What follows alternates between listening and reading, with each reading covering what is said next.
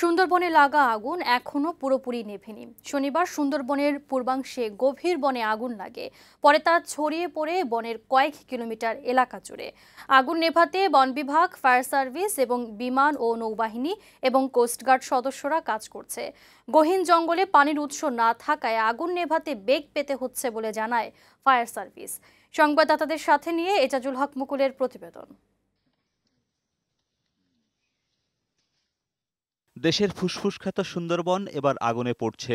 আগুন বনের কয়েক কিলোমিটার এলাকা ছড়িয়ে পড়ায় হুমকিতে পড়েছে বন্যপ্রাণী ও জীববৈচিত্র্য। শনিবার বিকেলে সুন্দরবনের পূর্ব বন বিভাগের চাঁদপাই রেঞ্জের আমরবুনিয়া এলাকায় প্রথম আগুন দেখতে পায় স্থানীয় বনজীবী ও বন বিভাগের কর্মীরা। ধীরে ধীরে সেই আগুন ছড়িয়ে পড়ে প্রায় ৩ কিলোমিটার এলাকা জুড়ে। একদম চাঁদপাই রেঞ্জের একদম আমরবুনিয়া স্টেশনে, এখান থেকেই কিন্তু আগুনের সূত্রপাত। বন বিভাগের কর্মীরা প্রাথমিকভাবে আগুন নেভানোর চেষ্টা করে, পরে আসে ফায়ার সার্ভিসের কর্মীরা। তবে রাত হয়ে যাওয়ায় এবং পানিসহ প্রয়োজনীয় সরঞ্জামের অভাবে তারা কাজ করতে পারেনি। রোববার সকাল থেকে আগুনে পানি ছিটিয়েছে তারা, তবে পুরোপুরি নিয়ন্ত্রণে আসেনি আগুন। নিরাপত্তাজনিত কারণে রোববার রাতে আগুন নেভানোর কার্যক্রম বন্ধ রাখা হয়েছে। সোমবার ভোর থেকে আবার আগুন নেভানোর কাজ শুরু হবে। ফায়ার সার্ভিসের কর্মকর্তারা বলছেন, বনের ভিতরে পানি সংকটের কারণে আগুন নেভাতে সমস্যা হচ্ছে। ফায়ারটা একদিন আগেই হয়েছে। আমরা গতকালকে সংবাদটা পেয়েছি, আমরা কালকে রেকি করেছি।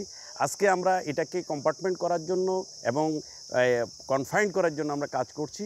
আশা করি আমরা নিয়ন্ত্রণে আনতে সক্ষম হব। আগুন নিয়ন্ত্রণে ফায়ার সার্ভিসের সাথে কাজ করছে নৌ ও বিমান বাহিনী, কোস্টগার্ড, বন বিভাগ ও স্থানীয় প্রশাসন। তবে আগুনে গাছপালা ও বন্যপ্রাণীর কী পরিমাণ ক্ষয়ক্ষতি হয়েছে তা এখনও কেউ বলতে পারেনি। এদিকে আগুনের কারণ অনুসন্ধানে তদন্ত কমিটি গঠন করেছে ফায়ার সার্ভিস ও বন বিভাগ। এজাজুল হক মুকুল, বৈশাখী সংবাদ।